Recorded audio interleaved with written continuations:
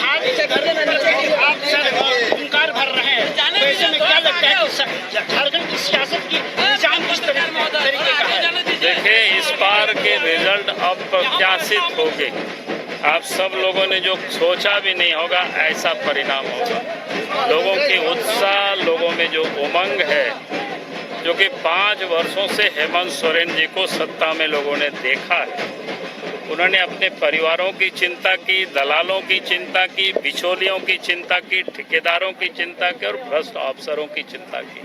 झारखंड की जनता की उन्होंने चिंता नहीं की।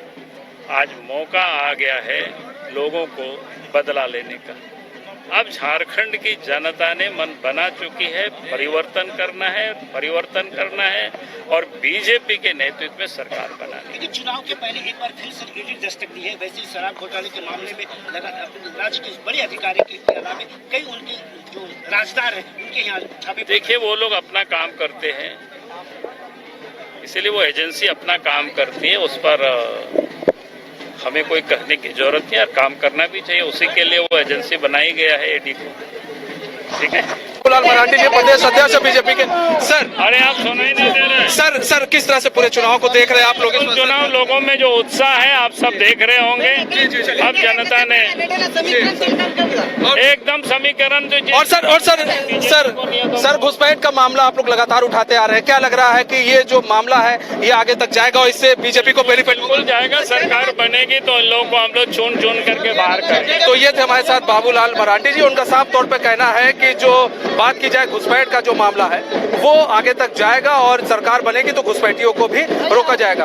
बड़ी तादाद में आदिवासियों को मान सम्मान के लिए आदिवासी मंत्रालय भी बनाया और साथ साथ देश में 700 से अधिक आदिवासी जातियां हैं, अनेक प्रकार की बोली है, उसमें से एक संथाल भी है। संथाली भाषा को संविधान के 8वीं सूची में भी किसी ने कोई स्थान दिया है तो भारतीय जनता पार्टी ने स्थान दिया है, अटल बिहारी वाजपेयी जी ने स्थान दिया है और नरेंद्र मोदी जी देश के प्रधानमंत्री बने तो उन्होंने इस देश के राष्ट्रपति किसको बनाया?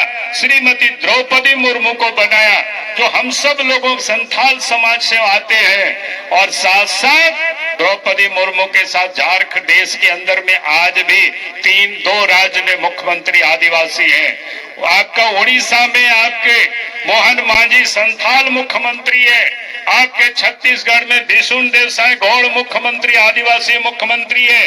अब जरा सोचो कौन पार्टी इतना आदिवासियों को मान और सम्मान देती है? देश के प्रधानमंत्री गरीबों की चिंता करते हैं। नरेंद्र मोदी जी ने कहा गरीब कोई भूखे नहीं मरे, प्रत्येक महीना 5 किलो अनाज फ्री में भी भेज रहे हैं। स्वास्थ्य की चिंता करते हैं, इलाज ठीक से हो, आयुष्मान योजना, घर प्रधानमंत्री आवास। इस प्रकार से इस देश के प्रधानमंत्री नरेंद्र मोदी जी गांव की चिंता करते हैं, गरीबों की चिंता करते हैं। इसलिए बीजेपी की सरकार में गांव तक सड़क भी पहुंच गया।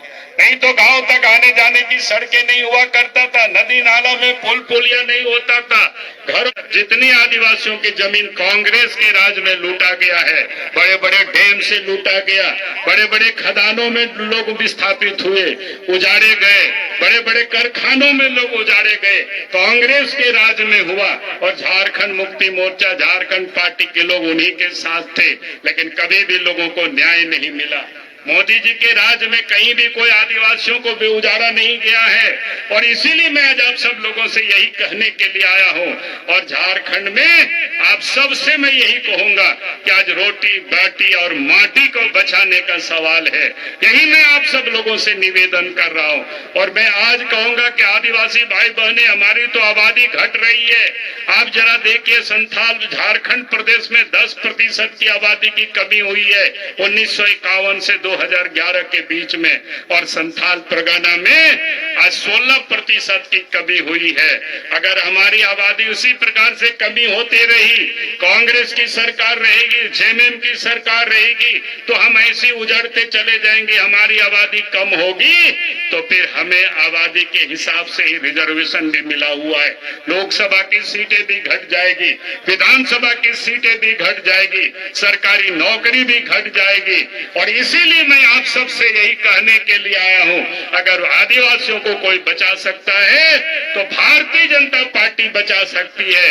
और इसीलिए मैं आज आप सब लोगों से यही कहने के लिए आया हूं, आपका साथ भारतीय जनता पार्टी को मिलना चाहिए, आपका वोट कमल फूल छाप पे पड़ना चाहिए।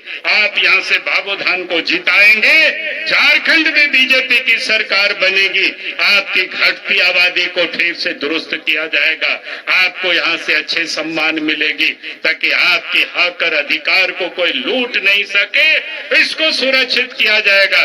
यही मैं निवेदन करने के लिए आया हूं और इन्हीं शब्दों के साथ